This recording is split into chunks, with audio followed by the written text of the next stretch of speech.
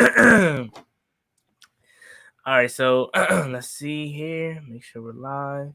All right, YouTube, what's going on? It's Juan Gotti here with another live stream, and we have a special guest on with me today. None other than On the Warpath, Sanchez405 here with us today. Introduce yourself. What's up, man? Thanks for having me on. Yeah, it's Sanchez405 on the Warpath. Y'all know me. Talking about the Redskins all the time. Big Redskins fan, always been that. Just enjoy talking about the team. Love suffering with the team and with the fans and everything. So I appreciate you inviting me on here to collab with you and talk and just talk about our favorite team, man, and possibly maybe talk up some DC sports. So I'm excited. I appreciate you having me on here. Yeah, definitely. Anytime, man. Make sure you guys go down below, put a like on the stream, share it out to get more people in here, and also subscribe to Sanchez405 on the Warpath.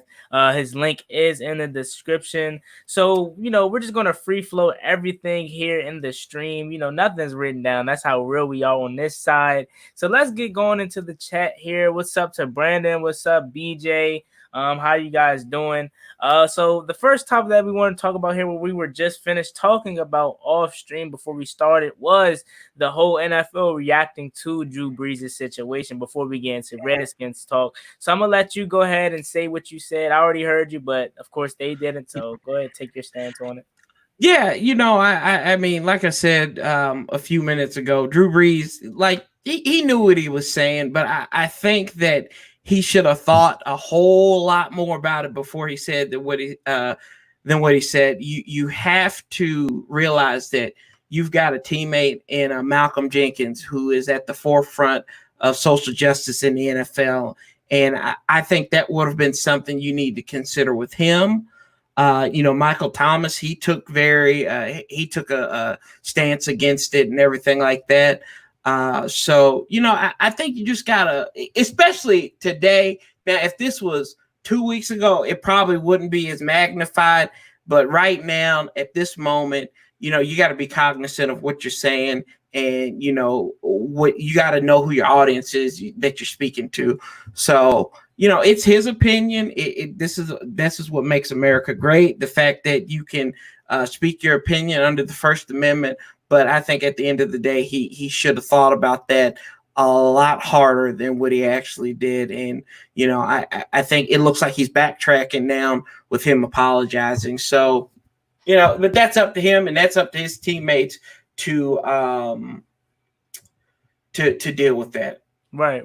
And definitely, like I told you off stream, was I don't personally have anything like affected by Drew's what he said. I'm not saying that he was wrong and or right, but I'm just neutral in the situation, and it's just it's like I told you, I don't feel as though that he feels as though that he was wrong for what he said. I think he actually believes that he was right for what he said, but he didn't expect to get that backlash from the sports world, so therefore he's backtracking to what he said. So now that he has to get that backlash, he's like, oh, I need to make an apology. So I don't really feel as though that Drew Brees feels that he's really, sorry for what he said, because that's what he meant. And if he didn't mean that, he wouldn't have said it. So I mean, I don't accept his apology because I wasn't affected by it at first, but I just can see through it. You know what I mean? I know that he tried to apologize to protect his image, but I see through it, man. I feel as though that he's not really sorry, and he's just saying it because he got that backlash. Shout out to AM Hunter, says, what's up, fellas? Also, Jay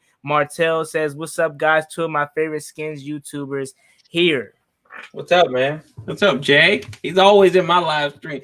So good to see him on here too.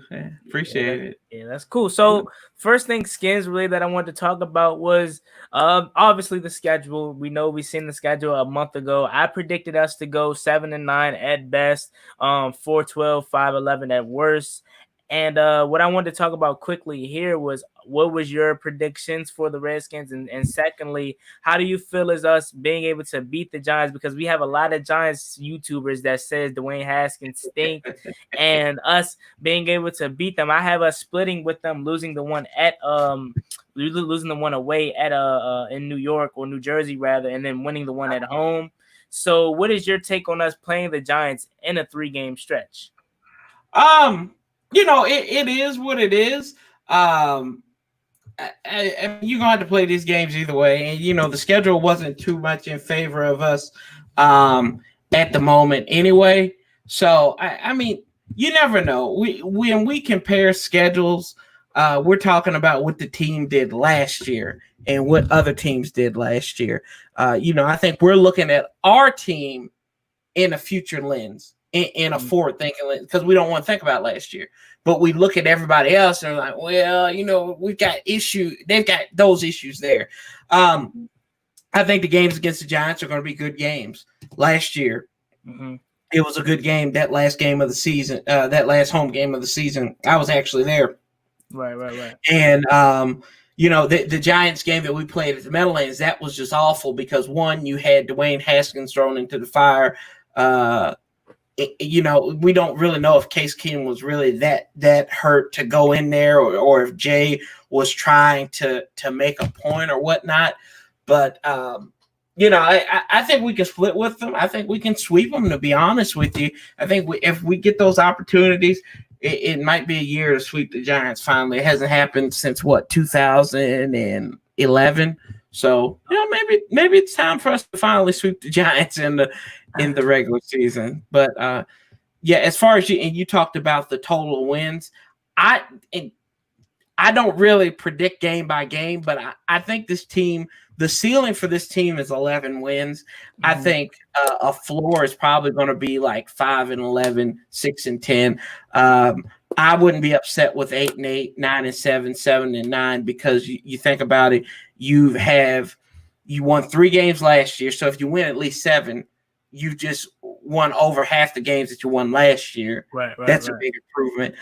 You don't know the unknowns of with the Scott Turner offense, because Scott Turner, this is his first time having a legitimate shot at calling an offense. Don't count those last 4 games that he had last year as anything worthwhile, because everybody was just ready to get out the building at that time. Right. He was going to sweep it. So, that's key. How well is Jack Del Rio, which we think Jack Del Rio is going to do great.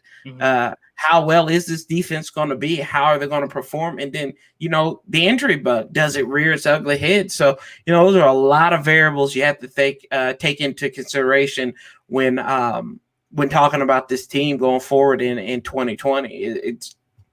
It's just it's all semantics right now. Yeah, right. So I can agree with you on that. And let's get to some of these comments right here.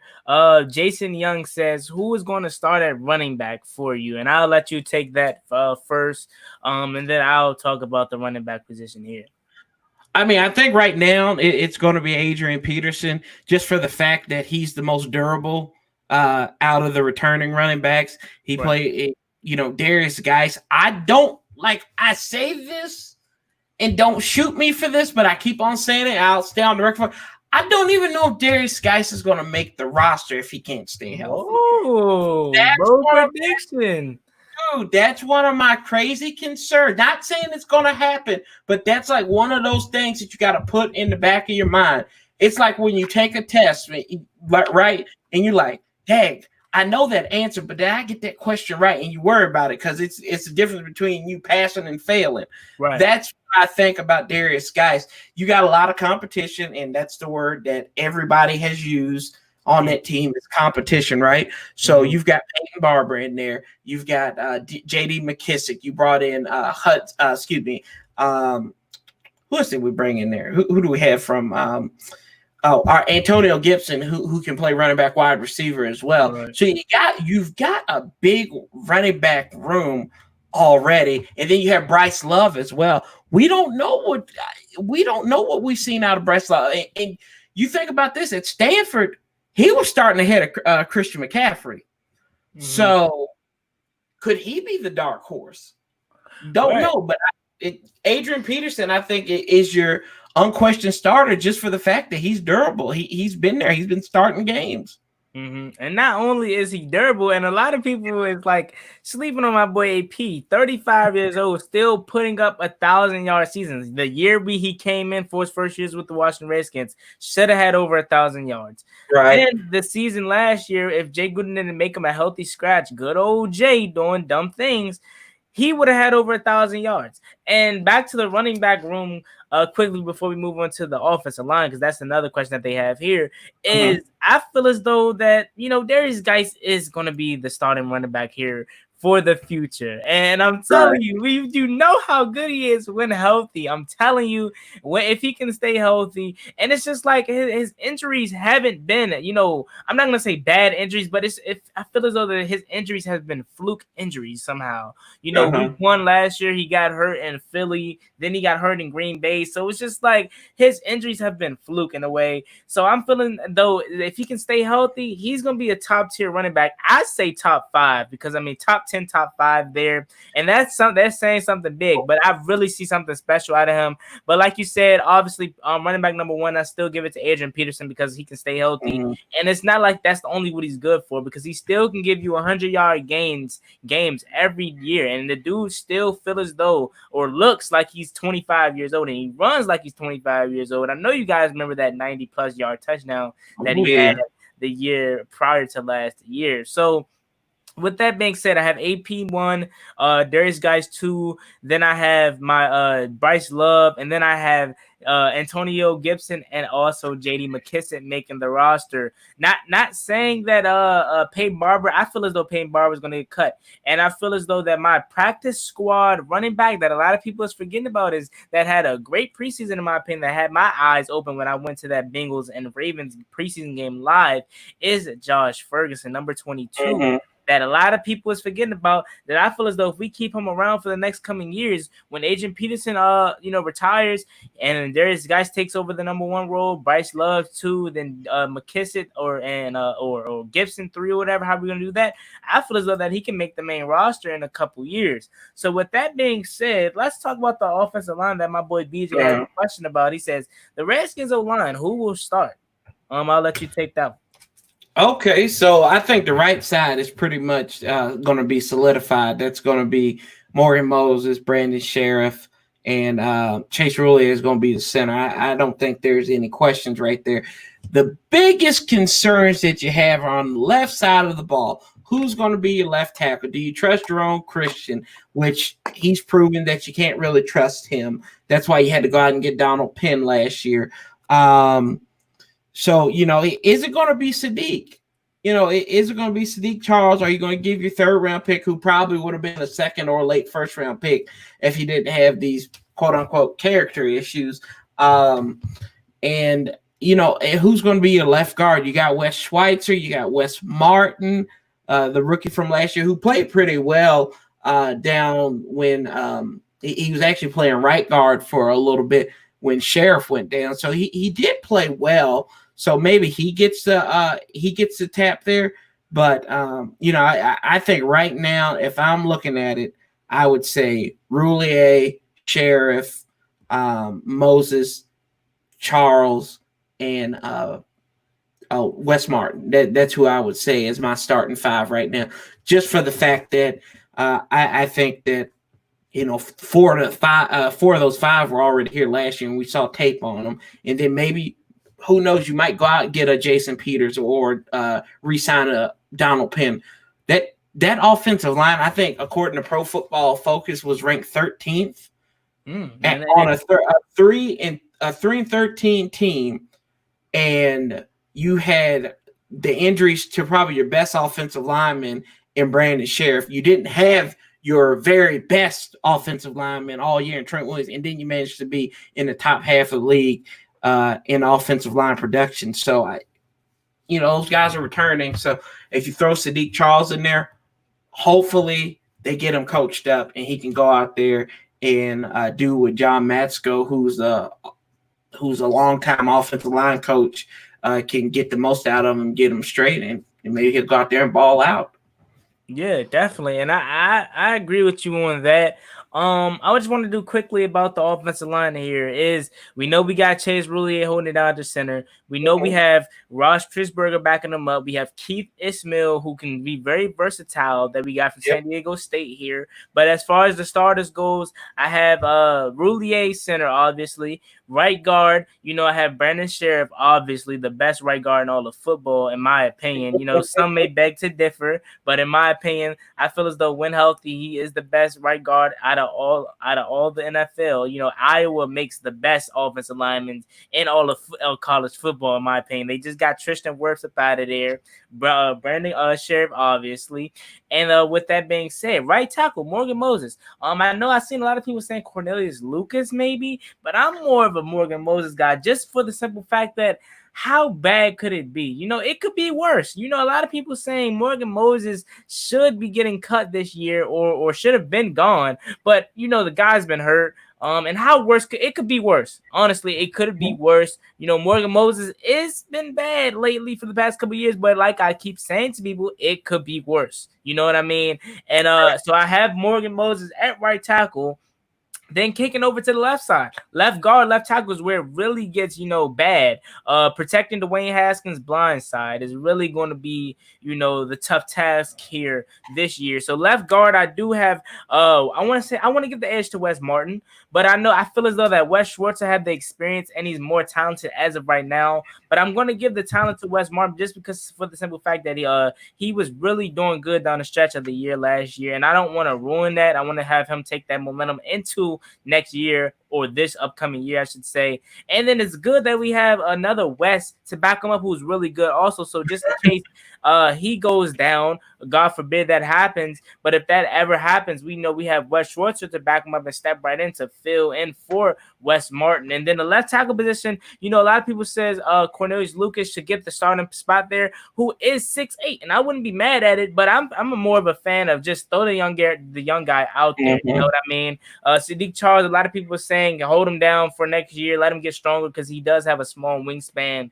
and once he gets stronger, he's going to be really good, which is true. But I'm all for, unlike what they did with Dwayne Haskins was, holding him back, letting him practice with this scout team. I hope we don't do that with Sadiq Charles. I know that's another different position, but it's the same scenario here. I'm a fan of just throwing him out there and letting him learn early and often so he can, get used to the NFL game. And then next year, 2021, he's really taking off for the fences. He's swinging for the fences. So, yeah, that's my offensive line right there. Oh, cool. Yeah. I forgot about Cornelius. Lucas, to be honest with you. And for all the crap that we give Morgan Moses, the guy started since 2016. He hasn't missed 15. He hasn't missed a start. Right. Oh yeah, definitely. He's durable. He's the most unreliable, reliable player on that offense, on that team, because he just seems to get beat off the go sometimes, and false starts, a lot of holdings. But at the end of the day, he's available and he's familiar. And like you said, it could be a lot worse because we could have somebody there fresh out of water and getting to our quarterback and tearing them up. So, thank goodness we do have Morgan Moses. Yeah, for the most part. So, AM Hunter, we have a couple more comments here that I want to get into. Is he says Drew's offensive line might quit on him after the statements about the flag. What do you guys think? Now, we did give our opinion to kick off the show here. I said I was neutral, and he feels as though that he's like he's wrong in a way. But like I said, for me speaking for myself, I feel I'm neutral in the whole situation. And Brandon says, hopefully Adrian Peterson retires as a Redskins. Yeah, I feel as though that will happen, but I feel as though I'm a Redskins fan, and if I was in the front office, I would keep Adrian Peterson along, sign him to the veteran minimum every single year, just so he can be around to teach the young guys. Nathan says AP for sure going to the Hall of Fame. I hope he chooses to go in as a Skins though, because the Vikings did him dirty. What do you guys think? He's gonna go in as a Viking. Like I don't. He set a lot of records with the Vikings. 3 years compared to like 6. He had to play with us another 4 or 5 years to even get close to even scratching that, and he won't scratch it. So, Adrian Peterson, I understand where people are coming from, but he's going to retire Viking like that. Don't get it twisted. Time heals all wounds. Right. Oh yeah, definitely for sure. And with Agent Peterson, with you saying that he graced the cover Madden with the Vikings. He won Rookie of the Year with the Vikings. So yeah, he's going in with the Vikings. Accomplished way more with the Vikings. So I feel as Mhm. though if he do pick the Redskins, that should just show you something about what the Vikings did him dirty, quote unquote. So if he picked the Redskins, I really would be surprised. But you never know with this day and age. So my boy Franklin, shout out to Franklin. He says, "Do Right. anyone know about Jordan Reed's health? And would you like to resign him if his health is not a problem?" No, I wouldn't. Me personally, I feel as though if his health wasn't a problem, we would have kept him. Now you can do this where he was taking up a lot of money. I think it was 11.5 million. We cut him just because he was taking up too much money and he wasn't a health or he wasn't on the field for us. And we know how good he is when he's on the field, a top tier tight end in the NFL, of course, especially in the passing game, not so in the blocking game. But when he is healthy, you know how good he is. And you could possibly say that with how weak this tight end group is here in Washington. I wouldn't be surprised if they do it, but I don't think it's gonna happen. But maybe bring him back on a veteran minimum. But I'm not a fan of it. I just say move on from it because it's just too many injuries, bad luck, and just him being injured and overall. So what could you say about that? No, no, no, no, no, no, no, no, no, no, no, no. Don't bring back Jordan Reed because if something happens to him again, you're gonna be negligent for it. That's just gross negligence to re-sign him. I mean, you think about it. He got knocked out against Atlanta, and he was in week 3 of the preseason. It was in concussion protocol all season long. Didn't see the field. I think that was like his 5th or 6th concussion. So I mean, it's about this man's life now. It's not about him playing ball. Like he needs to get that straight, and not. I don't think he needs to worry about playing ball anymore. And if the Redskins to do that, that would just be that would be adding to the problem and not helping. Not as a problem as a team, but as a problem to him. So I wouldn't. I just wouldn't entertain that. I can't talk right now, but yeah, I Yeah, I wouldn't mean, resign him. yeah, definitely. And shout out to Big Simple. Wee lit. Big Shout out to simple. shout out to Skins fan. He says he like turtles, man. We might gotta get him a turtle. Name the turtle Skins fan. Shout out to Pedro, my boy Pedro. He says what's up. Shout out to Smoke Yams. He says what's up, Juan. What's up, Skins fans? And my boy Brandon with another question. He says, do we still have Windows Mobile? I don't think so. Yeah, I'm not no. really sure, but I don't think so. I don't think we have Windows Smallwood. He was a good contributor in the special teams. But I think he needs to go back to Philly. That's where he really thrived at in Philly. But the next topic that I really wanted to talk about here was none other than the tight end group. How do you think that's going to pan out? I feel as though, like I said with Sadiq Charles, it's a coincidence that they're both LSU Tigers that I'm about to talk about here. Like I said, just throw Sadiq Charles in the waters, and I feel as though just throw Thaddeus Moss in the waters too. Let him play out. Let him, get the feel for the NFL, man. I just really feel as though he's going to be something special, just like his dad. I tell you what, this tight this tight end room is trash. They should win I started this thing, and you see on my last video, I started the Trey Quinn Awards for most trash player on the team. Hey, but I mean, you can't really say Trey Quinn. I mean, you can say he's trash, but he was the Mr. Irrelevant. So I mean, he didn't have really too much of high expectations. So I mean, you can say he's trash, but you can't really. Jay loved him, so that's why I say he didn't win the Trey Quinn Trash Award. Logan Thomas is probably your number one tight end, I would think, right now, because you don't know what you're going to see out there. Richard Rodgers is a joke right now. Sprinkle, he couldn't catch a cold if somebody sneezed on him. Right. I think he's probably the only person impervious to COVID-19, because he can't catch anything. Who else do we have there? Thad Moss, Jeremy Sprinkle, Thad Moss, Richard Rodgers. I think that's it. I think we had an undrafted free agent. You can look that up. What are you saying? Yeah, Hale Hinches. Oh Don't forget yeah, about oh Hale yes, Hell Hinches. Hinges. That's who I feel as though that's really gonna be the dark horse. I feel as though that's gonna make it on the roster is none other than Thad Moss at the one. I'm just all for throwing him out there. Logan Thomas at the two.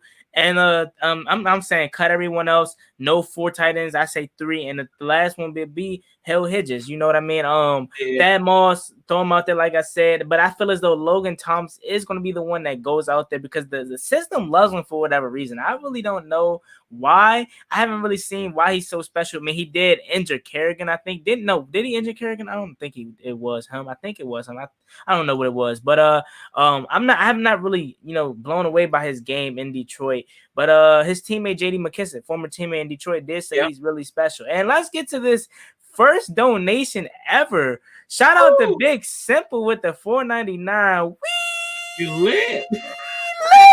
Man, shout out to Big Simple for the $4.99 super sticker, man. The first ever donation since I got super chat. So hey, that's something special for the history books. You're about to get moderated just for that. So shout out to Bigsimple422. Make sure you guys go subscribe to his channel if you haven't already. But like I was saying, back to the tight end group, I'm just all for throwing the young guys out there. You said you think Logan Thomas is gonna be number one on the roster because I don't know why Ron and Scott loves him so much, but it might be something in that we don't know about that they know about. Yeah, we talked about, and shout out to Skins fan. What's up, man? You think about it, we've trusted every move that they've done, but we haven't, like everybody has said, this is a big question, is the tight end position, right? I think they know what they're talking about. I think they've got a good tight end coach in Horner, who can help these guys get to the next level, who worked with Greg Olson to get his game to the, and I think he was probably banking on Greg Olson coming here too, but that didn't happen. But you saw Hale Hinches did some good things. Thad Moss, if you talk about Thad Moss, if he can be as versatile where you can have him as a tight end, maybe he could be like a Chris Cooley. He can block, he can run, he can catch, he can do all of this stuff as an H-back. So if he can do all this, that's how he's going to make his bread and butter. But Jeremy Sprinkle, like I said, he worries me. He's a good blocker. Don't get me wrong. I think he's good in the run game blocking, but he can't catch the ball worth to save his life. And that's the second part of your job, really. Tight end is supposed to be like a fifth wide receiver or something on some of these patterns and stuff. So, we'll see. I just want to see them play it out. This is the most interesting position group and probably with the biggest question mark next to the secondary, to be honest with you, that I'm looking forward to seeing. Yeah, definitely. And like I said, man, that's another person that's actually the person that used to say can't catch a cold. Because I mean, this dude Haskins put 2 balls on the money for Sprinkle, and what did he do? He drop it. What happened to my hands? As Northwest Sports Fanatics like to say, he can't catch a cold. So I'm done with Jeremy Sprinkle. I feel as though that he needs to get out of here. Cut him. I don't even think he needs to make the roster. We gave him his chances. Maybe make the practice squad. I don't know, but I feel as though roll with the young guys, man. You want to switch everything up, get everybody that was a part of Jay Gruden's group last year and brought under Jay Gruden out of here. Sprinkle, Chris Thompson, all them guys, get them out of here. That's bad air. Time for the new regime. So roll with Thad Moss, Logan Thomas, and Hale Hedges. Now, the only thing that I could say, the reason why I like that so much is just because Thad Moss, he can block and he can really go out in the catching field. Now he's not a Jordan Reed at all, but I mean, with Randy Moss being his dad, he can easily work on that. And then if you watch his LSU highlights, it's not like he can't catch the ball because I mean he had 2 touchdowns in the national championship, so we know that he could perform on the biggest stage. So let's get to some of these comments here. Eli, before we get into this question that he has, we're going to reply to some of the comments. Nathan said, Big Simple, I just subscribed. So shout out to Nathan for subscribing to my boy Big Simple422. Everyone go subscribe to Big Simple. And Eli, question that we're going to get to in a minute is thoughts on Morgan Moses. Now, we just talked about the whole offensive line, but we're going to break down Morgan Moses for you guys. Just Morgan Moses, really. And JC, he says it's all about the size, speed, and potential that was the tight ends coach season Logan Thomas. Skins fans all day says, I hope Michael Thomas is pissed and wants to be traded. Hey, can't guard Mike. Can't guard Mike. You welcome here. Him and Terry. Oh my lord. You can I only agree dream. with that.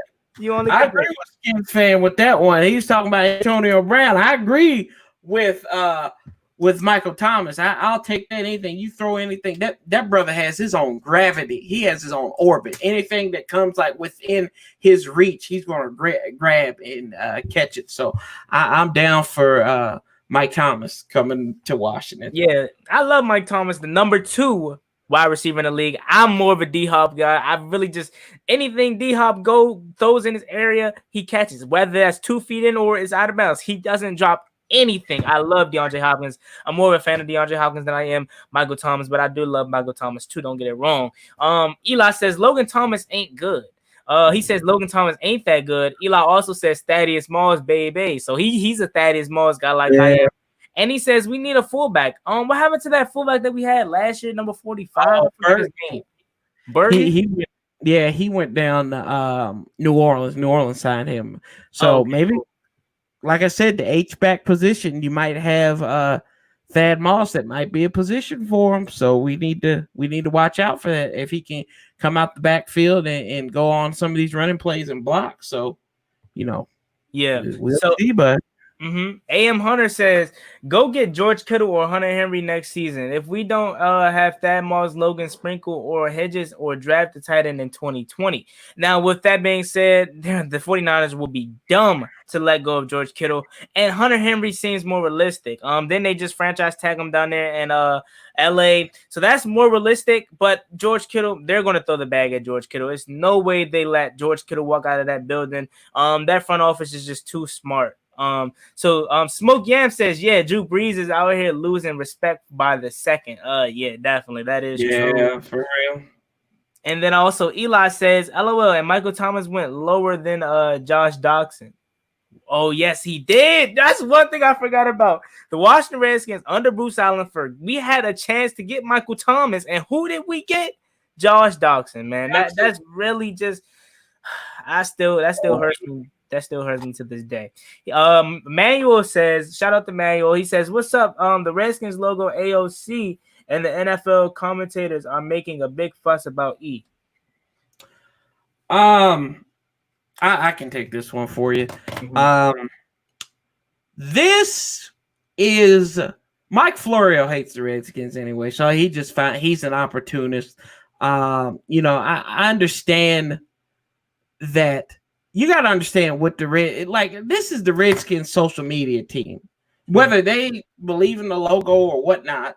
I am of the school of thought that if you want to change the Redskins, you need to change the Notre Dame Fighting Irish. Because why? Because what? All Irish people fight and are argumentatives and drunks? No, that's not the case, right? Or the Vikings, who, if you look up the history of the Vikings, they raped and pillaged and destroyed. So is that something you want representing the Buccaneers and Tampa, the Raiders? Like, there's a whole lot of different things. And I know some people make weak jokes about the Giants making fun of fat people. But, I mean, at the end of the day, there's history on the Redskins name that people need to go out and go get themselves educated on. They really do.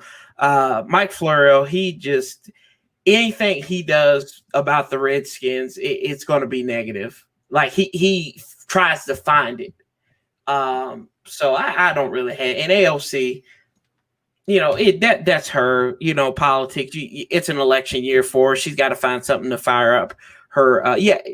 Tommy T just said the Chiefs, the same thing. Like the Chiefs, the Atlanta Braves, the Cleveland Indians, change those names, and then I'm willing to have a conversation. Yep, and then also. Oh, go ahead. What you're saying? Oh, no, you're good. No, you're good, man.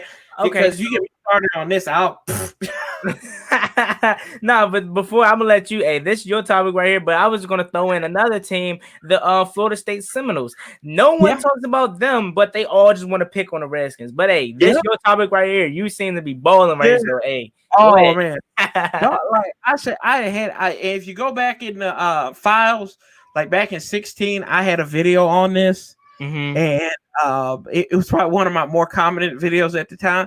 And I'm just saying, like, if you don't want to say Redskins, you don't have to, but don't say anything ignorant like, oh, the Washington NFL football team when you're covering, like, what do we think when you say the Washington NFL team? It's inside the NFL. It's the NFL Today on CBS.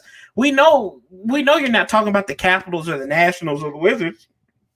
So, shut up, have a Coke, smile, and just cover it. People want us to stick to sports. Stick to sports. Why you got to make everything about a controversy? But it Yeah, I mean, people always got to do something, and right. somehow the Redskins are always attached to it. So my boy Franklin says, Juan, there's a tight end just sitting at home named Riley Stampleton, or is that, I don't know if I said that right, Stampleton, out of James Madison. Need to get him now. I'll look into that. I don't do my college research until after the season's over, or if we do have a bad season, just like last year, I'll start early. But I'll look into it definitely. And he says drafting Matt Busham from BYU for tight end in 2021. Okay, I'll look into that too. He says the fullback position needs to make a comeback. I miss watching Mike Sellers. Oh, it just went away.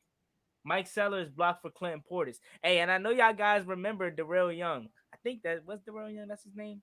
I think Darrell Young. Yeah. Yep. Yeah, it's Darrell Young. Yeah. Okay. Just making sure. Bro, I don't know if you ever seen Mike Sellers in some of these clips, like back in the early mid 2000s. That dude, that's a fullback right there. Mike Sellers is probably one of the best fullbacks like that. That's who I grew up. I was like 15, 16 when he was like in his prime for the Redskins. So he was legitimate. Like people talk about Clinton Portis being all that. Clinton Portis wouldn't have been half the running back in Washington if it wasn't for people like Mike Sellers blocking for him. Oh yeah, and how did I Yeah. forget about this, man? My boy Scans Fan all day just donated $10. Shout out to Scans Fan for being the second donation ever to the monetization, or whatever you want to call it, on YouTube here. He says, congratulations on your monetization. I just made it rain. Shout out to you for the Big 10. Skins Fan all day. One of my favorites, one of the OGs, man. He's the only one that could bring everyone together. The Skins president, man. You need to be the general manager. You need to go run things, man, because it was looking a little shaky, but it looks like it's heading into the right direction. With that being said, he was talking about the fullback position, and like you said, Clinton Portis wouldn't be half. But this is why I say we're taking the 49ers blueprint, is because that's what makes them so successful. Kyle Juszczyk just made him the highest paid fullback, I want to say, in history, and they don't just use him for blocking. He can go out there and catch too. So if he can possibly find someone like that, then it would be really, really great. Oh yeah, no, absolutely. Absolutely 110%. Yeah, so definitely. And shout out to AM Hunter 3. I'm missing everything. I'm sorry, because the comments are small on this side, so I have to keep scrolling. Shout out to AM Hunter for the $3 dono. Thank you guys so much.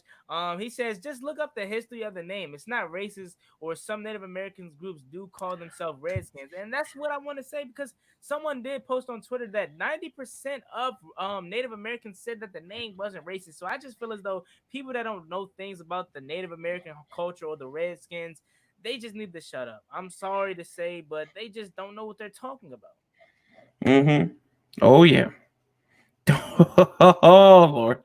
Don't get me like we got to we got to defend our team and everything like that. And like I said, when these other Native American teams, when they start changing, like the Kansas City Chiefs and everything like that, I'll say, well, let's talk about it then, if that's the case. But until then, I'm like, y'all just leave it alone. Leave it alone for right now.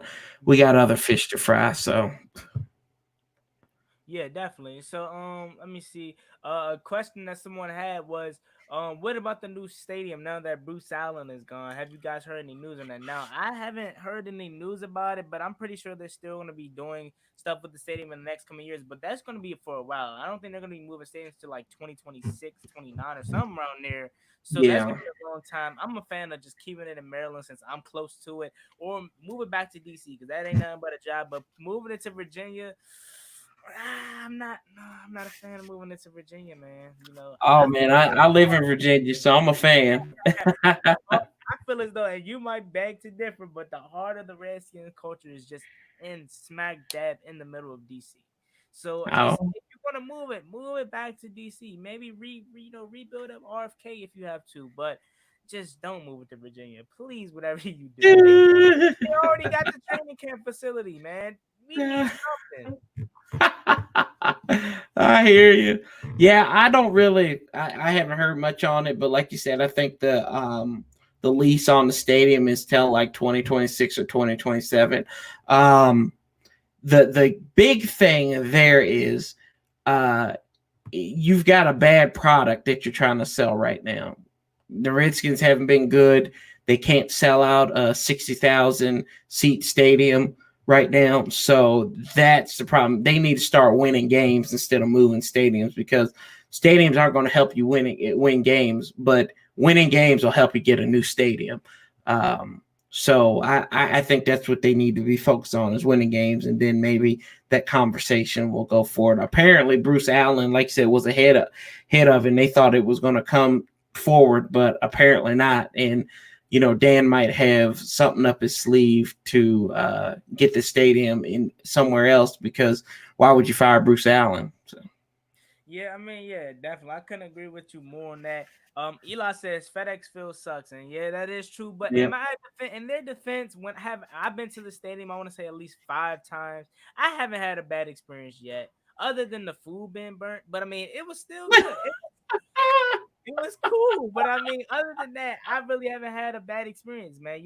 Maybe that's just me for the love of the team, or just me not having a bad experience. I personally haven't had a bad experience at FedEx Field. Have you? I haven't. So I mean, They lost. They lost a lot. Like they've only won one game since I've been there. I've been to like 8 games. They got shut out once. Um, I have seen them win. I saw them win close once. It was like Steve Spurrier's first game. Then they lost. Like I went to 3 years in a row. They lost. That didn't go for a while. Then they lost. And then this past year, we went and they lost. So, and I had mixed feelings about that, because I knew that was going to be Chase Young, but never do I go into a game wanting the team to lose, wanting the Redskins to lose, no matter what the draft is or not, just because I think the draft is a crapshoot.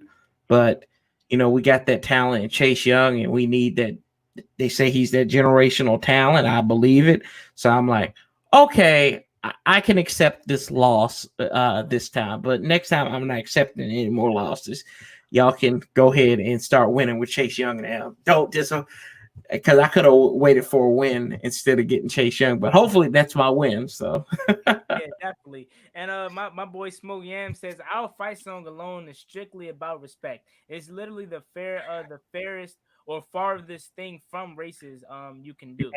I mean, yeah, that's true. Like I said, this last I'm gonna talk about this because it's just every time I look at it, it's just dumb to me. People just want to talk about it just to talk about it. They just want something to do, and especially with this time with no sports going on and everything going on in the world, they just want to find something to talk about. You know what I mean? So right. I'm done talking about that. My boy Eli says, "LOL, I'm up in Pittsburgh, so either way, or Pennsylvania rather, so it's far from me, or it's a hike. Redskins Stadium is a hike for me." And my boy Franklin says, "What about new uniforms?" Hey, I'm all for new uniforms, new regime, new uniforms, please. I'm tired of the same old uniforms, but I mean, I guess you got to start winning to get new uniforms, but that's not the case because I mean, the Rams got new uniforms, but they did go to Super Bowl 3 years ago. The Chargers just got new uniforms, who I think has the best ones yet. But I'm all for new uniforms. We need it, man. Yeah, I think so. I like the old arrow. Um, in the dark burgundy and the actual legitimate gold looking pants. I like those instead of the current mustard green pants, I think. But if we got to stick with the same uniform, I think we need to go back to all white and white at home. So white on burgundy. But, like I said, we got to start winning games. I don't care if we can look bad or look good in losing. I don't care. The number one thing is to win. And that's what I want to do. It is just win. I don't care about the uniforms. All right, definitely. Yeah. So let me see, fix here. He said the mic was a little low, but he can hear you fine. Let me fix that. All right. So hopefully that's good. My boy Eli says the parking is awful at FedEx, and that is true. But I never parked in the stadium. Me and my dad always found a way to park at someone else. I mean, we had to pay obviously to park there, but I'd rather park there and walk down than paying that fee to park in the parking lots. I mean, yeah, I guess parking is awful there. And my boy Devon Ellis, one of my good friends in real life, he says, "Do you think Terry McLaurin is a top 5 receiver?" Now, I'm gonna let you talk about that here, but not quite yet. He has to go out and ball. Hey, no, I think he will be a top 5 receiver after this season. But as of right now, no, he's just being a rookie a rookie. Now, if he goes out there and ball out this year, for sure he's a top 5 receiver, definitely for sure. You know, you could probably add to that conversation that he could have been one just for the fact that if he had got 1,000 yards, he was a top rookie receiver, but top 5 that's stretching it. He can probably get in top 10 this year if he continues his body of work. And with his relationship with Haskins, that's a possibility. But I would say easy there, Devin. We'll hold up on that for another year or so because for a while we didn't hear it. We didn't know who DeAndre Hopkins was. Like I mean, we knew who he was, but it wasn't like he was putting up a consistent body of work and then just blew it all up. So yeah. Sure, I feel as though that he's a great receiver. I feel as though that this year, if he balls out again, he's gonna be top 5 for sure, definitely. And my boy Smoke Yam says I quit buying tickets when every time I go, I'm surrounded by away fans, and that's just how that's how it's been, man. Ever since under the Bruce Allen era, it's been like that. Hopefully, it's time to change, but they gotta win games. My boy Big Simple says Snyder give me the teams, just win, please, just win. We lit. So I mean, yeah, definitely, man. I feel as though this new Snyder, I don't know, I don't want to call it a new Snyder, but just the Snyder that's finally started to, be normal. I want to say in a way, realize that I can't say what I want to say on here. What I really want to say about Snyder, I can't really say, but how that be Snyder. I feel as though he's finally been smart. He's finally been smart. Once you start digging into a man's pocket, which Bruce Allen was doing, it was time to get out of here. So I'm glad he finally made that move, and I feel as though this new Snyder is going to help us win games by making the smart choices. He says AGG is more like a Hopkins than McLaurin. AGG is more. Well, I don't know about that one. Hopkins is a little bit smaller. He's a little bit quicker. I don't know about that yet. So I don't know. I wouldn't say. Hopefully he becomes that, but I don't know if that. I think we're being a little premature on that one. Yeah, definitely, for sure. I will compare Terry McLaurin to DeAndre Hopkins, not only because of the skill level, but just because the body frame. Like, just for an example, I will compare, not saying skill-wise because Calvin Johnson is a Hall of Famer, but I'll compare AGG to a Calvin Johnson only because of the body frame. He's 6'4", Calvin Johnson 6'5", so that's more of a better comparison than comparing them to D-Hop. He says, I wonder if Allen was making the bad decisions or if Snyder was using Allen as a puppet. I think it's the other way around. I feel as though Bruce Allen was making the bad decisions. And, although he was the face of the franchise, it was going to always fall back on Dan Snyder. I feel as though that Bruce Allen was punking Dan Snyder. Dan Snyder said it himself that he got bullied in high school. So I feel as though Bruce Allen was just punking Dan Snyder. That's just my theory. Oh yeah, no doubt. Bruce Allen's the devil. Anytime he gets on there and he makes a slight comment about well, I guess the fans can get their money back on the secondary market and everything during that press conference, and just the fact that he could take no personal responsibility for what was going wrong with the team. It is appalling in its own self. Like, we expect accountability. If accountability is expected out of me whenever I do something, I expect it out of anybody else as well, and he was not accountable for anything. And he should. The only thing Dan Snyder did wrong in firing Bruce Allen was he didn't do it soon enough. That's the only thing. That guy, in the words of Skins fan, he could have thrown some hands on that dude. I probably would have done the same thing just because he made me so aggravated anytime he'd get up there and talk and just his smugness, arrogance. Yep, and he had that nonchalant attitude. Like the culture is good. Like come on, the culture is not good, man. I just nonchalant attitude, knowing that although if we win or lose, you're still gonna go home with the big bucks. You need to get that out of here. He should have been fired, I want to say 6 years ago. So my boy Ron says AGG probably the most comparable to Larry Fitzgerald.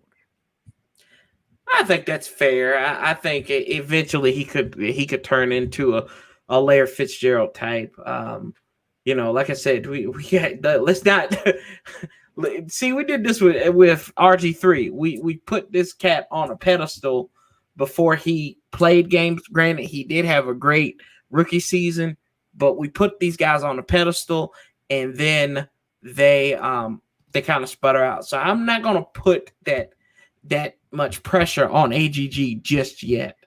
But I mean, I could see it. I could see him doing that. The one thing that's key about Larry Fitzgerald is his work ethic, man. He's going into his 16th season, and he's like running with the youngest and the best of them right now. So, and then you're gonna put him with DeAndre Hopkins, Christian Kirk. Christian Kirk. It's gonna be wild in Arizona. And then they got Kenyon Drake in the backfield, Cliff Kingsbury with that high-power offense, with Kyler Murray winning Rookie of the Year, which I don't think he should have won. I just don't think nobody should have won Rookie of the Year. Nobody really, as far as the quarterback goes, was a standout last year. But Kyler Murray with that that high-powered offense with Isaiah Simmons on the defense, I think the Cardinals are going to be a dark horse team, possibly making the wild card this year or maybe next year. I just don't see them winning the NFC West. They're just too stacked, with Seattle always been a Super Bowl contender and also the 49ers. So my boy Ricky says HTTR from Virginia. Daddy Smoke Yam says not comparing skill set, but rather the body style, strength, and speed. As far as I think he's Larry Fitzgerald and AGG. He says Cardinal defense sucked. I mean, yeah, but they still got Pat P holding it down. They got Isaiah Simmons. I mean, yeah, they do suck, but who gonna be able to keep up with them if they're putting up 40 points a game, other than the Chiefs? So you don't need defense when you can put up that many points. Right. One thing I did want to talk on that I think he was referring more to you was, he says, my boy Franklin says, a few weeks ago, my man Ed Oliver, not the player, had a poll out the best tight ends for the Washington Redskins, and he said that I said Jerry Smith. When I say I'm talking as Franklin. He says Jerry Smith. He says, what do you guys think? Best tight end in history. I think Jerry Smith, Chris Cooley, and Jordan Reed. You look at it, Jerry Smith. If you go back and I think Franklin's old school guy. If he's bringing up Jerry Smith, but Jerry Smith was one of those prototypical, like what we think of a tight end today. Jerry Smith was that back in the 70s. He could catch the ball. He had speed. He could block, and he was a tough nosed player. I love Jerry Smith, Chris Cooley, Jordan Reed. Those are the top three Redskin tight ends of all time, I think. Just purely from a tight end standpoint. I think somebody said Doc Walker was it might have been it was either Yams or Franklin said, Doc Walker's better than Chris Cooley. I mean, comparing them from a standpoint, maybe Doc was probably a better blocker, but I still think Cooley had better speed and catching ability. So, but yeah, Jerry Smith probably the best Redskins tight end of all time. It's probably not even close, but yeah. Yeah, definitely.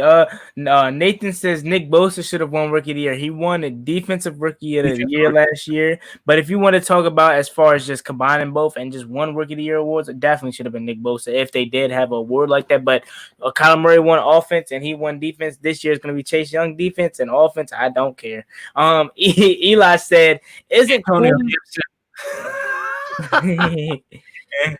Eli said, "Isn't Cooley the all-time franchise leader in receptions, yards at tight end? I think he is." Yeah, I think he is. I think that is correct. Still, you ain't gonna change my mind on Jerry Smith. You gotta go and look up Jerry Smith. But yeah, he's up there. Like those three are they're very interchangeable. Just because they were three different types and in three different kind of generations. Cooley and Reed were closer together, but they were like three very different tight ends. Oh yeah, definitely for sure. And yeah, so we just talked a lot about it, and on the floor is you guys's. You can talk, ask any questions that you have for me and or on the Warpath Sanchez 405. Once again, make sure you guys like the stream up, subscribe if you're new, turn on post notifications, and also you can donate to the channel via super chat and or cash app down below in the description if you want to. It's not, you don't have to if you don't want to, but it's there for you guys' sake if you want to help out to support the channel. Eli said John Riggins is the best running back in Redskins history.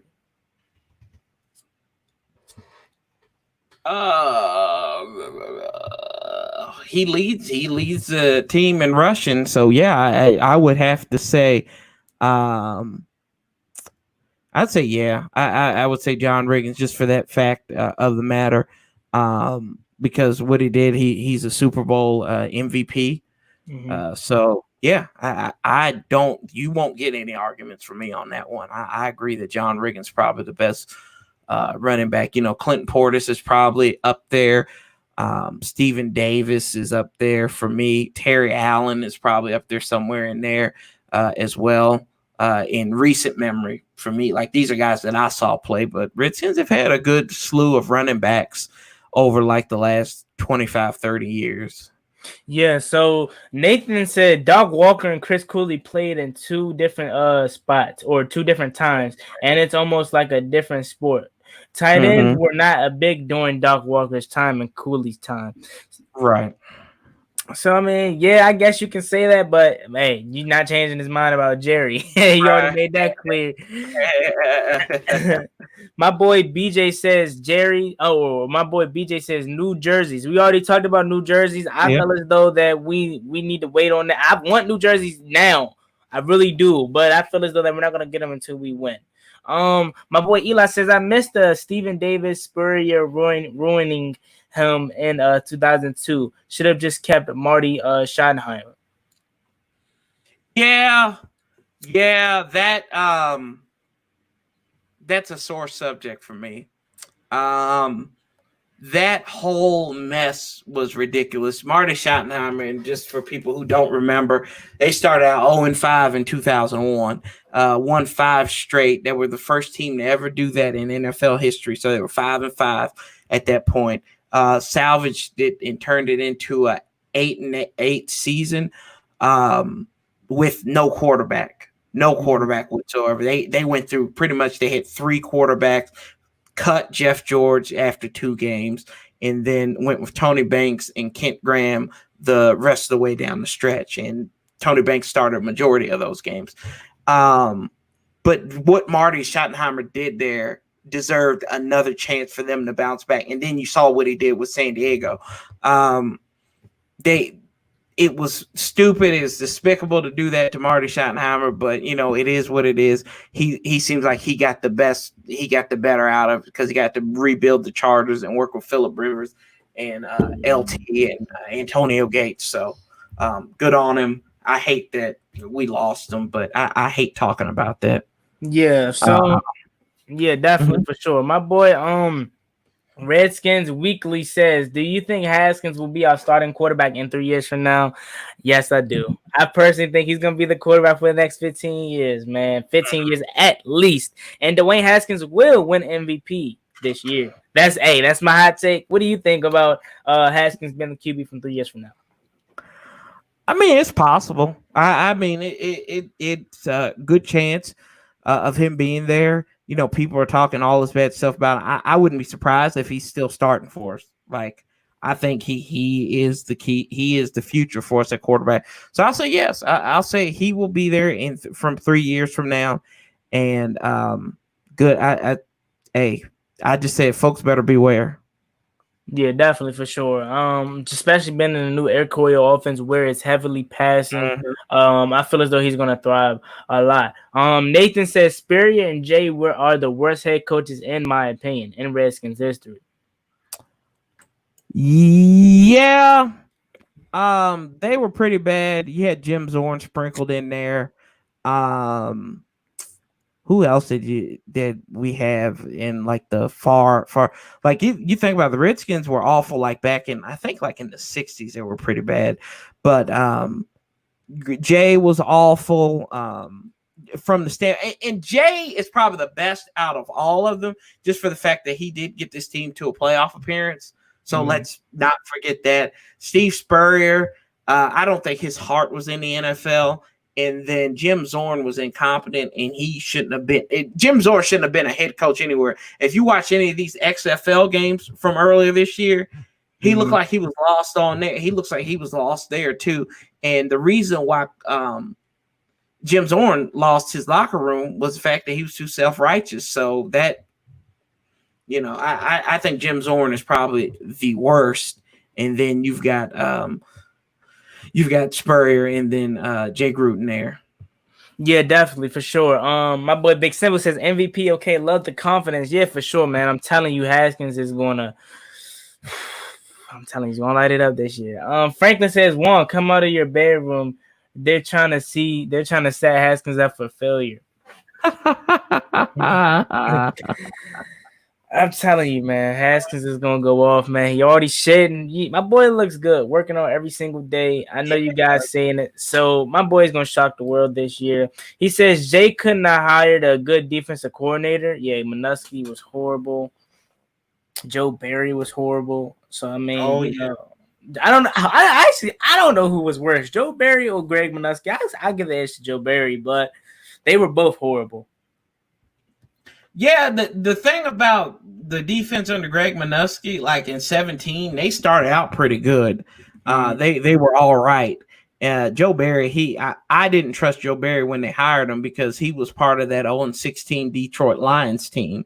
He was a defense coordinator there under Rob Marinelli, who was his father-in-law, or is. I think they're still married. So, yeah, that was a disaster. I'm like, that guy did not deserve a job. Wade Phillips had actually interviewed for the job, but I guess Jay wasn't too happy with how he critiqued his his offensive plays and everything. So,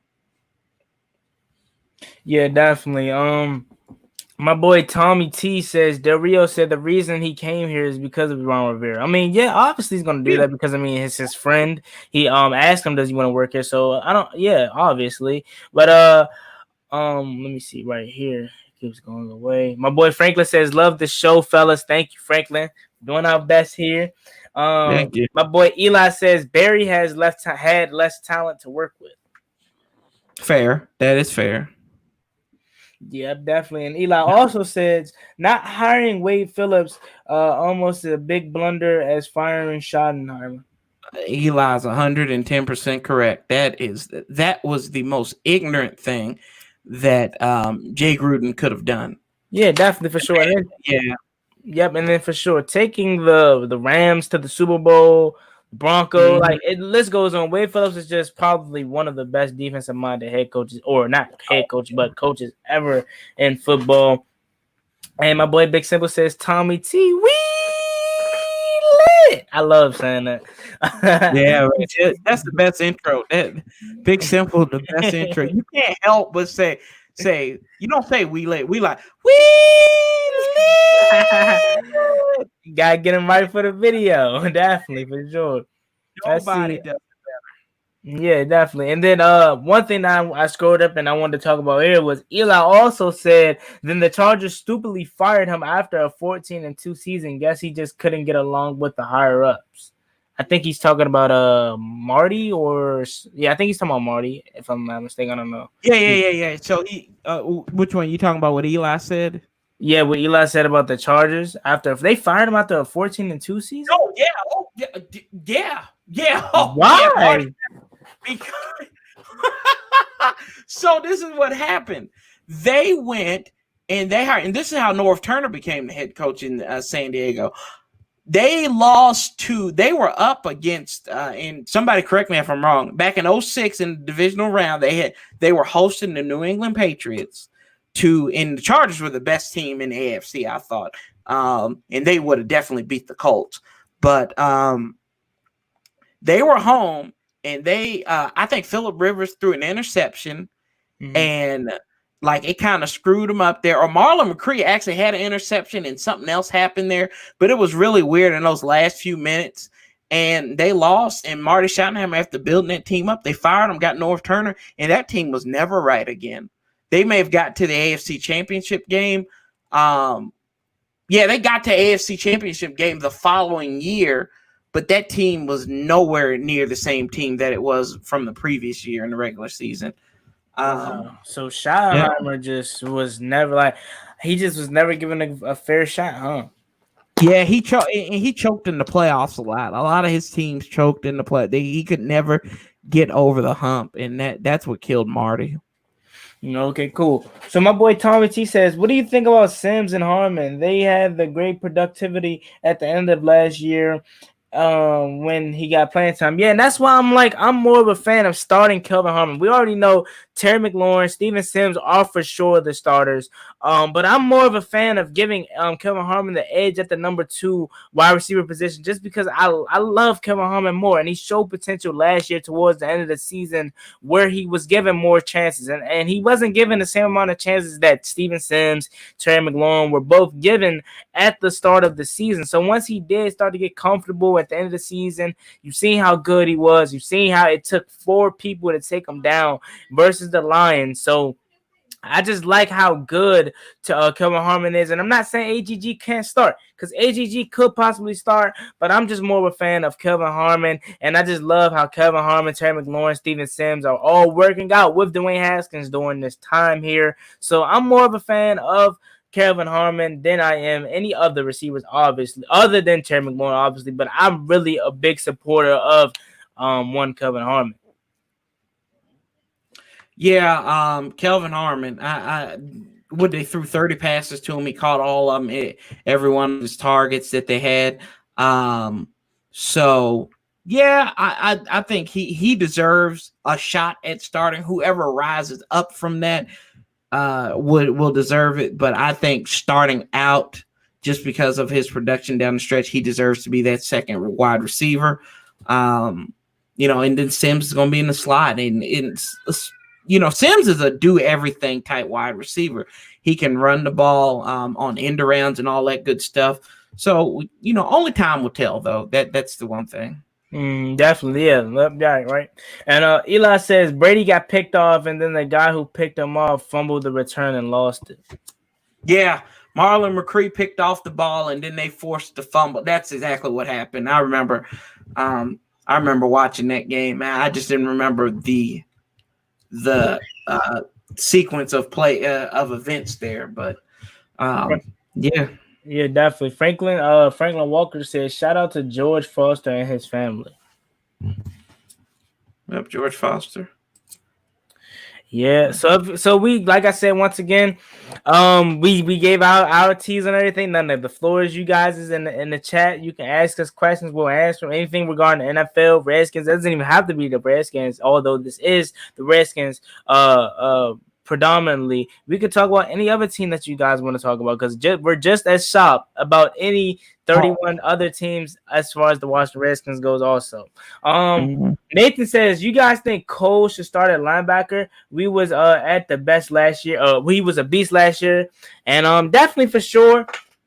Now starting him at Mike, I'm not really sure of, because we have so many linebackers. I'm more of a fan of starting him at probably Mike, then having Sean Dion out there too, and then having Reuben Foster out there too, because we know how that chemistry with Sean Dion and Reuben Foster is really great, especially going back to the Alabama days. So yeah, for sure, start Cole Holcomb. The only thing that he has, obviously, is the coveraging issues. We know he can tackle for sure, but we know for sure that he can tackle, but he needs to work on his coveraging, which only is going to come with him learning more and getting together with the linebackers coach. So yeah, for sure, start Cole Holcomb at the mic. Yeah, I can see that. I can see Sean Dion Hamilton starting there. Um, Cole Holcomb, he was kind of an unsung quiet beast last year. So, they're, like I said, they're going to get their opportunities to ball out, Yeah, and we'll see there. I don't, and Reuben Foster. I know people are hyped on Reuben Foster. Reuben Foster has to be healthy. mm-hmm. He's got to be healthy. That's the key thing. We know what we've seen from him at Alabama in those years at San Francisco, but he's got to be healthy, y'all. That's the one thing. If he is, I hope he balls out. I hope he does. Either way, I hope he balls out. It doesn't matter there. But yeah. So Cole will get his start there, and or his opportunity. I'm not getting his start. He will get his opportunity to start. Yeah, definitely for sure. Reuben Foster, I really believe is probably the most talented outside of Sean Dion linebacker on this roster. Um, let's get to some more of these comments here. He says, "Could you see?" My boy Tommy T says, "Could you see on passing downs a front four of Kerrigan, Ioannidis, Sweat, and Young?" Yes, but I would substitute Kerrigan out for Sweat only because of the younger legs. And let's just say, for example, 3rd and 19. Passing situation. You want to get quick pressure because we know how weak their secondary is. You want to get quick pressure off. So I'd rather have Sweat out there than one Myron Kerrigan, who's going to come in and fill in when need be. But I think his time, being the predominant DN, is over in Washington. Yeah. Yeah, could you see on passing down as a front four? Yeah, I could see that. But like you said, Kerrigan's getting older, but he can still get to the quarterback. Had 5.5 sacks last year. Ioannidis, Sweat. You could probably put Allen down there on if you send 4 down linemen in a passing situation. So never know. We'll see how that goes and how they want to be. How Jack wants to be creative. Yeah, definitely for sure. My boy Eli says, should the college football playoffs be expanded? I think they should expand it to 16 teams with every conference championship getting a automatic bid. Time to start letting G5 teams in the playoffs. Now, 16 teams, I don't know, but I do feel as though that they should expand the college football playoffs because I feel as though teams that deserve to get in the playoffs sometimes get robbed because you're that 5th seed and you're just like, ooh, what if that team got into the playoffs? They could possibly set up some teams. So yes, expanding the playoffs should really be good, but I don't know if it should be to 16. That's a little much, but expanding it, yes, that really should be because you might have that dark horse team that you might think should get in. Just like a case in point, I think 2 years ago where Ohio State didn't get in, but you're like they were the 5th seed, so they got robbed and they should have got in. And then also, I don't like how it's like picked by I don't know if it's picked by a human specifically or machine or whatever. But I don't like how that is either. I feel as though that the best team should just make it. I guess you can put it like that. Yeah. The college football playoff system is kind of like the NFL overtime. It's still a joke because I still don't think you're getting the best teams. And to your point, why not expand it to 16 teams? Because you've got so many bowl games. That's the only reason why I say that. So I think we could see it in the future, but I don't think it's anywhere. We won't see it here in the next 3 to 5 years. Yeah, definitely for sure. Let's see here. He said UCF got screwed in 17. Tommy T says, who you got as a surprise player on the D and O who could stand out this year? Defense definitely I think is gonna be I gotta think about that. Probably I will go Chase Young, but I don't think that's a surprise to anyone. So if that's not a surprise, I'm gonna go either Sweat, Moreland, or Darby. Then the offense, I'm obviously going with Dwayne Haskins. Yeah, I'll go with Haskins on offense. Defense, I probably go with Jimmy Moreland because Landon Collins has been talking him up this offseason when he met with the media a couple weeks ago. So I'll go with Jimmy Moreland right there. So Dwayne Haskins, I think he's going to live up to the build because he's got a lot of people that he wants to prove wrong and that he should prove wrong. Yeah, definitely for sure. My boy Joseph says training camp is not in Ashburn; it is in the Redskins facility in Maryland. Yeah, that is true. The facility's not in No, Maryland. I don't think it no, is. no, it's going to be in Ashburn. That's probably where they're going to have it because Yeah, Redskins don't really have a facility in Maryland. They've I got wish. their yeah, but the FedEx Field is in Maryland now. But I think they're going to do everything at Ashburn because they have multiple. They've got the practice bubble, so when it rains, they can go inside if they need to, and then they've got like the turf and the grass fields there. So Yeah, for sure. Um, yeah, definitely. My boy said I wouldn't be surprised if both my favorite offense and defensive players end up from this draft. AGG and Chase Young, they both have to prove themselves though. Tommy T says I think Tim Settle will be surprised people in the D. And the reason why I didn't pick Tim Settle is because although in the NFL he's really an underrated player, but as far as the Redskins fan base, he's not underrated at all. Let's just be real. If he wasn't on his team, Tim Settle and or Mike Ioannidis wasn't on his team, they would be a starting duo somewhere else. But just this front seven being so stout, they're backup roles. yeah, Tim Settle. I mean, I don't think he's done anything wrong to like warrant folks, not thinking he should get a chance. I think he does a lot of good things there, clogging up the line, and I think he'd be there on a lot of running downs. And he gets flexibility for Del Rio to be interchangeable with these defensive linemen. Mm-hmm. So yeah, I can definitely see him being a surprise there. But I think he does good work already. Yep. So we're down. So we're gonna go to 7:30, and then we're gonna get it off here, guys. This possibly could become a weekly thing. Come in for an hour, chop it up. But we're gonna go for a couple more minutes. So any last minute questions? Then we're gonna get out of here. My boy Eli says thoughts on Ronald Darby and Sean Davis. Free agent signings both in the secondary.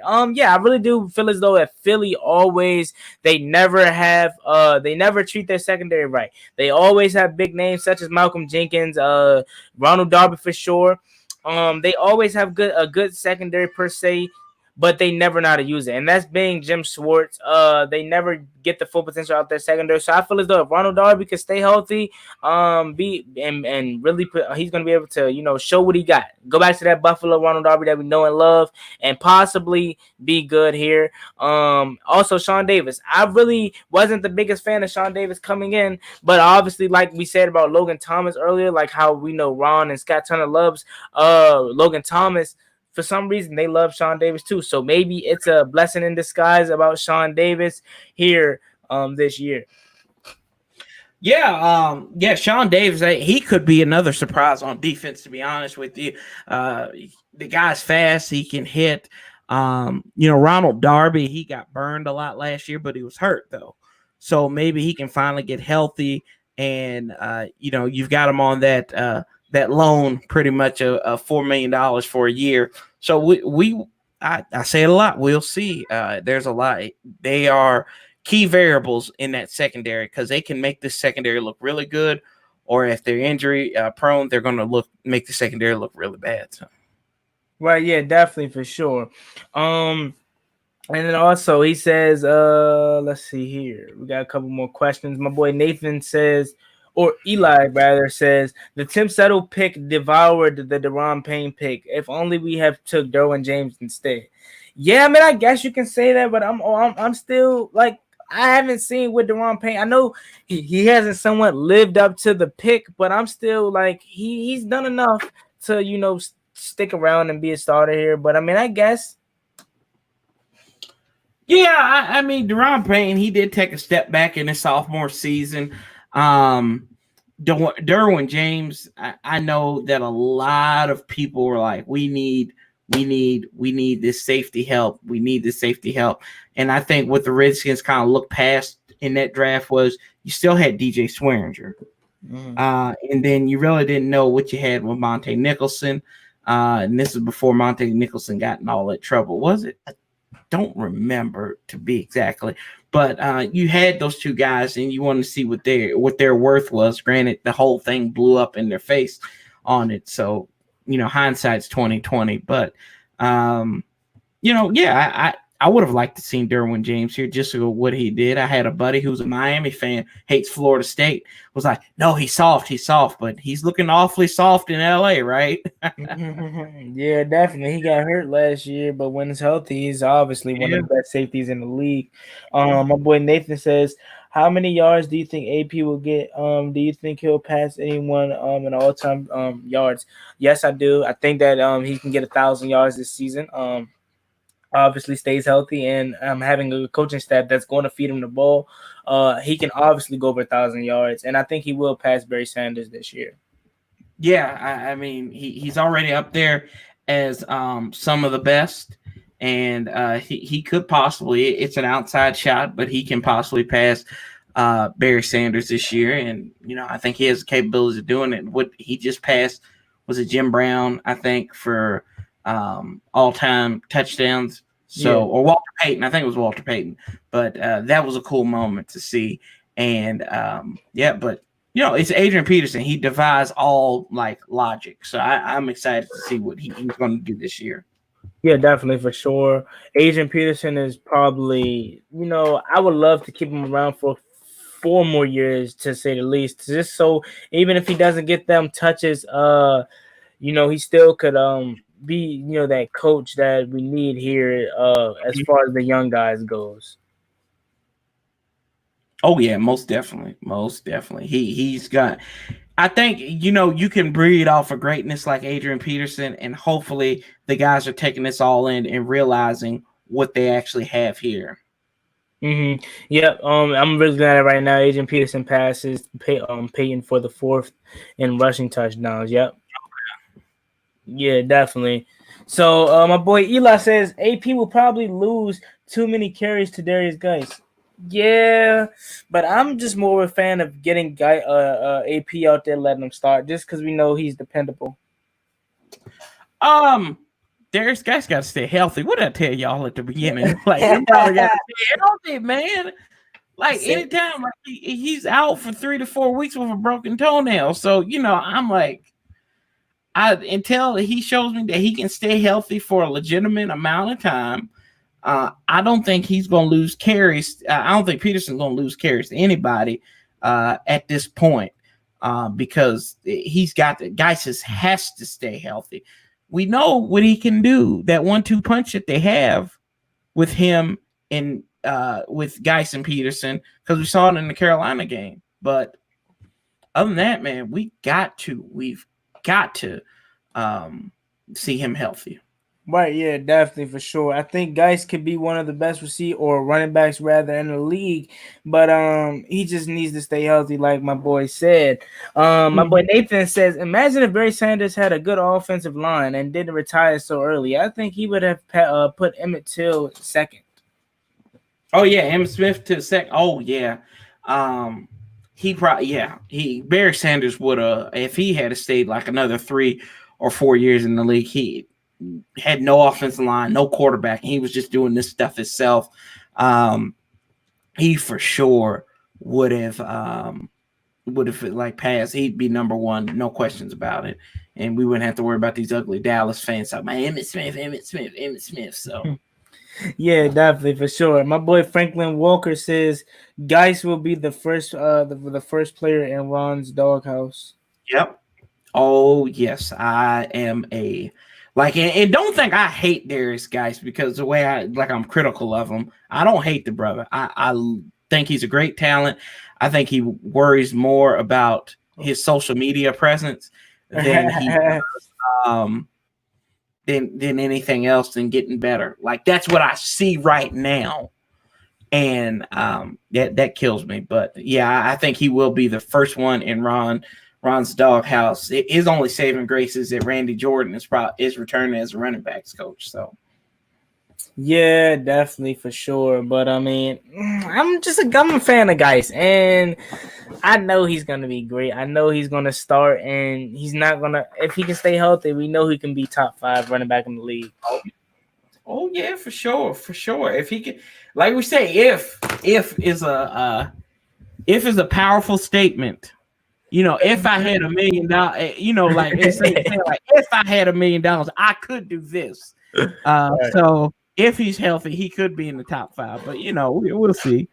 Yeah, definitely for sure. Let's see here. I'm on a PC right quick. Pull up the comments, see if I can read them there better because they scroll by really fast. My boy Eli says thoughts on Bryce Love. I'll let you take that one first.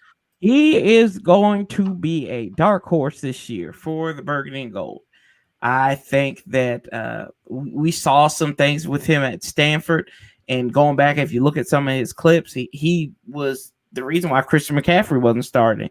So Bryce Love, you need to look at him.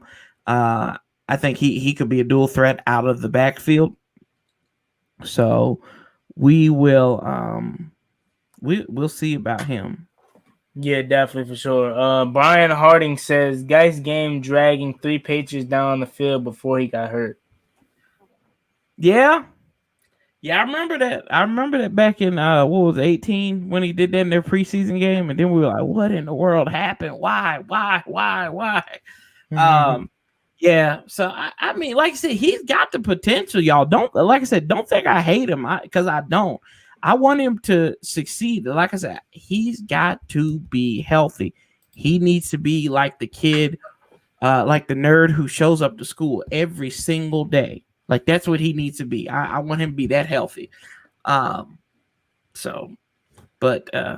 you know, we'll see with Darius Geis as well. Like he's a factor too, because if he's there, like I said, keep on saying if he's healthy, he can be one of these top running backs and top half of the league in running backs in rushing yards. So right, definitely. I think he's a mixture of Derrick Henry and let's give me a fast running back. Derrick Henry and I don't know because he has that size like Derrick Henry and he has that and he's faster than Derrick Henry. He's obviously Derrick Henry's a bigger than Darius Geis, but I'm talking as far as that bulldozer aspect goes, where he puts his shoulder into you. You know, it's hard to bring him down. Oh, he's physical, man. He's physical. Like I said, that's why I like him. He's physical, but I just want I want him to stay healthy. I just hope it stay healthy, Darius, and get off social media and for a little bit. So do you guys? So my bad for cutting you off. Oh, you good, man. But the last thing that I wanted to talk about here before we get off was social media. Do you think Haskins posting too much? Do you think he's posting too much on social media, like a lot of people say? Probably, but you know, this is the age of social media, man. So that's what these players are gonna do. You know, like we talk. I hate to bring up the Drew Brees situation again. How did Michael Jenkins voice his displeasure with Drew Brees? He did a video on there. Granted, he's much older than Darius Geis, so you know, I think that Darius, not Darius, shoot, gosh, Haskins. Sorry, I don't know why I said Darius Geis, but Dwayne, he's just got to be cognizant of that. And as long as he's getting it done, I don't care really what he's putting on social media. It's the same thing with Darius Geis. Like Dwayne actually put together a sample size for us to see. I need Darius to put that together as well. Like I don't really care what they post as long as they're going out there and being about the business on the field. Right? That's all is to it. Oh yeah, right. So definitely, like I was saying, I don't have a problem with them posting on social media. Oh, they're human. They can post whatever they want, whatever they please, and just like you said, as long as they're going out there handling their business. My boy Franklin says, before we get into this, they said my boy Nathan says you need to do this weekly. Next week, for sure. We're down. Hey, we can make this a weekly thing if you want. Whatever. I'm down for sure. Anytime. I could go live next Thursday again. This could be a thing where I go live every Thursday. Just let me know. Oh, hey, it's all for you guys. Just let me know what you guys think. And my boy Joseph, shout out to Joseph. He says realistic record prediction. I predict 11-5 if team is healthy. Now my record prediction, 7-9. 11-5 at top, or 9-7 at tops. Realistically, maybe sneaking into the wild card, possibly winning the division. But that's just my record prediction for the Washington Redskins. Mm-hmm. I mean that's a bold prediction. I said that that is a ceiling for the Redskins. So you have to have a lot of things go right. You have to have a lot of luck go your way. But 8-8, 7-9, 9-7, somewhere in that realm, I think is going to be more beneficial for the team. Yep, definitely. My boy Brian also says that would be great. I'm up for a weekly stream. Oh yeah, definitely for sure. Whether that's with me and also on the Warpath, or just myself, or just on the Warpath itself, or just anyone, I'm down for doing it. 7:29 here. We're rolling into the last minute of the stream. I just want to thank everybody for coming through to the stream, supporting me and on the Warpath tonight. Weekly thing. Possibly. I'll possibly be live next week. I just gotta, figure out how everything goes throughout that week. My boy Brian says might scare my pants off a few powerhouse teams. Yeah, definitely. You got the 49ers up there, got the Seahawks up there, a tough schedule. But yeah, I think we could do damage. We could possibly do damage if we got, like you said, we got to have a lot of things to go right in order for that to happen. Nathan said you should try and get a guest every time too. If you do some more with like Liliittttt or Street Scores, I think you'll get more views. Now, about that, I'm not for the views. I mean, obviously as great as they come, but I'm not going to do anything just for the views. I do it for the love of everything. And getting in touch with Liliittttt is probably going to be a tough task because the guy is busy and he has a big platform. So we'll see, possibly. But like I said, I'm not all for the views. I love the views, but it's not the first the primary. I love the views, of course, but I mean, I'm doing it just for the love of me loving my Redskins. Samantha, she said, made it. What's good, gents? How are you doing, Samantha? You made it as soon as the stream was about to end. Right. So you made it, I guess, in time, I guess. You can watch it as a video because we're about to end here shortly. So with that being said, it's been your boy Juan Gotti. Like, comment, subscribe, hail to the Redskins. Turn on post notifications so you don't get notified. Or I said so you don't get notified. so you get notified when I upload a stream or a video just like this one here today. My boy Franklin said, what's wrong with Warpath? Nothing's wrong with Warpath, but nothing's wrong with I think maybe he thought I was offended by the comment. I'm not. I'm like, hey, I understand completely. Like, that don't bother me. So hey. What comment was he referring to? I don't know if he's referring to Nathan's comment or what, but hey, if that was it, I don't know. But or maybe is there something on my face? I don't know. But I'm sorry either which way. Hey, but no, hey, I appreciate it, man.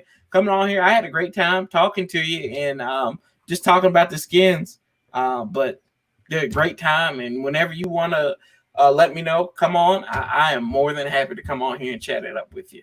Oh yeah, definitely for sure. And this could possibly, like I said, be a weekly thing. I would love to get some divisional foes up in here so we can talk trash.